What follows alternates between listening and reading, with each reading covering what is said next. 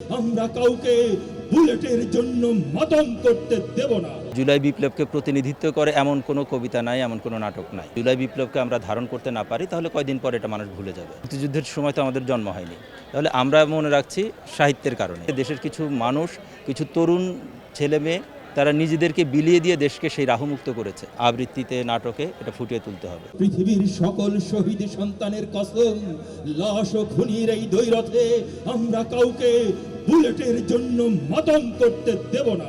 আসলে জুলাই বিপ্লবের পরপরই আমরা দেখলাম যে গত 15 বছরে যে সাংস্কৃতিক সংগঠনগুলো কাজ করছিল তারা অনেকেই একেবারে ইয়েতে চলে গেল, মানে অনুষ্ঠান করা বাদ দিয়ে দিল। আর নতুন করে যারা আবার অনুষ্ঠান করা শুরু করলো তারাও দেখা যাচ্ছে যে অধিকাংশই দেখা যাচ্ছে যে আপনার জুলাই বিপ্লবের সাথে সাংঘর্ষিক তাদের চিন্তাভাবনা। আমরা দেখলাম যে নাটকে, আবৃত্তিতে জুলাই বিপ্লবকে প্রতিনিধিত্ব করে এমন কোনো কবিতা নাই, এমন কোনো নাটক নাই। তো এই কারণেই আমি এই যে 4 মাস পূর্তি উপলক্ষে এমন একটা বিষয় বেছে নিয়েছি যেটা জুলাই বিপ্লবকে প্রতিনিধিত্ব করে।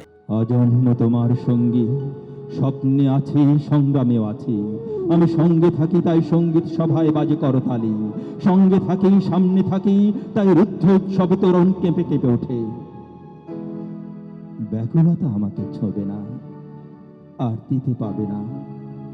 আমরা যে কোনো বিপ্লব এটা দীর্ঘস্থায়ী হয় বা স্থায়ী হয়, এটা মূলত নির্ভর করে যে সেটা কালচারালি কতটা প্রতিনিধিত্ব করছে, সংস্কৃতিতে ওই বিপ্লবটা কতটা ফুটে উঠছে। এখন আমরা যদি সাংস্কৃতিকভাবে, আমরা যদি কবিতায়, গল্পে, উপন্যাসে বা আবৃত্তিতে, নাটকে যদি জুলাই বিপ্লবকে আমরা ধারণ করতে না পারি তাহলে কয়দিন পর এটা মানুষ ভুলে যাবে। আমরা দেখেছি যে এই যে মুক্তিযুদ্ধ, এখনও আমরা এই যে এই প্রজন্ম আমরা মুক্তিযুদ্ধকে মনে রাখছি কী কারণে? মুক্তিযুদ্ধের সময় তো আমাদের জন্ম হয়নি, তাহলে আমরা মনে রাখছি সাহিত্যের কারণে। আমরা মনে রাখছি আমাদের নাটক, সিনেমায়, কবিতায় মুক্তিযুদ্ধ আছে বলে। এই নিশিরাহিতে বাঁশ বাগান বিস্তর জোনাকি সাক্ষী, সাক্ষী প্রভুর পুকুর, তার ঝাঁকড়া ডুমুরের ডালে স্থির দৃষ্টি মাছরাঙা আমাকে চেনে। আমি কোনো অভ্যাগত নই, খোদার কসম, আমি কোনো ভিনদেশী পথিক নই, আমি কোনো আগন্তুক নই, আমি কোনো আগন্তুক নই। আমি ছিলাম এখানে, আমি স্বপ্নিক নিয়মে এখানেই থাকি, আর এখানে থাকার নাম সর্বত্রই থাকা, সারা দেশে। তো এই কারণেই আমরা মনে করি যে এত বড় একটা বিপ্লব হয়ে গেল, প্রায় 2000 ছেলে মেয়ে আত্মদান করলো দেশের জন্যে, দেশকে স্বৈরাচার এবং ফ্যাসিবাদ মুক্ত করার জন্যে। তো এই বিপ্লবটাকে যদি আমরা ধরে রাখতে চাই, প্রজন্ম থেকে প্রজন্মান্তরে ছড়িয়ে দিতে চাই যে এরকম একটা পরিস্থিতি হয়েছিল, এবং সেই পরিস্থিতিতে দেশের কিছু মানুষ, কিছু তরুণ ছেলে মেয়ে, তারা নিজেদেরকে বিলিয়ে দিয়ে দেশকে সেই রাহুমুক্ত করেছে, তাহলে সেই জন্য এটাকে আমাদের কবিতায়, সাহিত্যে, আবৃত্তিতে, নাটকে এটা ফুটিয়ে তুলতে হবে। এবং সেই জায়গা থেকে আমি এই কবিতাগুলো বাছাই করেছি। এবং এই কবিতায় আপনারা শিরোনামটা দেখেছেন যে মৃত্যুকে আমি না বলে দিয়েছি। এটা একটা কাব্যগ্রন্থের নাম, দীপ্র হাসান নামে একজন কবির একটা কাব্যগ্রন্থ আছে এই নামে। এবং এখানে প্রায় মানে এই কাব্যগ্রন্থ থেকে আমি 10টা কবিতা নিয়েছি এখানে, আর আমি যে 42টা কবিতা আবৃত্তি করব এখানে। বাকিগুলো মোটামুটি এই একটা অশুভ সময়কে রিপ্রেজেন্ট করে, যেই অশুভ সময়ের পরে একটা বিপ্লব এর দিকে মানুষ এগিয়ে যাচ্ছে।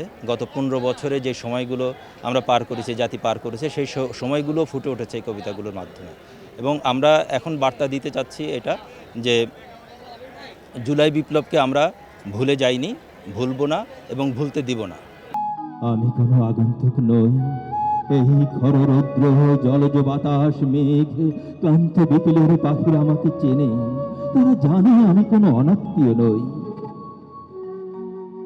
কার্তিকের ধানের মঞ্জরি সাক্ষী, সাক্ষী তার চিরল পাতার টলমল শিশির, সাক্ষী জ্যোৎস্নার চাদরে ঢাকান সিন্দার ছায়া, অকাল বার্ধক্যে নত কদমালি, তার ক্লান্ত চোখের আধার আমি চিনি, আমি তার চিরচেনা স্বজন একজন।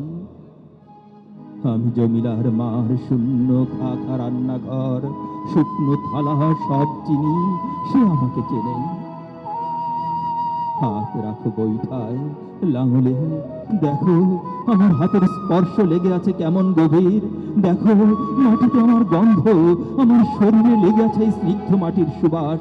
আমাকে বিশ্বাস করো, আমি কোনো আগন্তুক নই।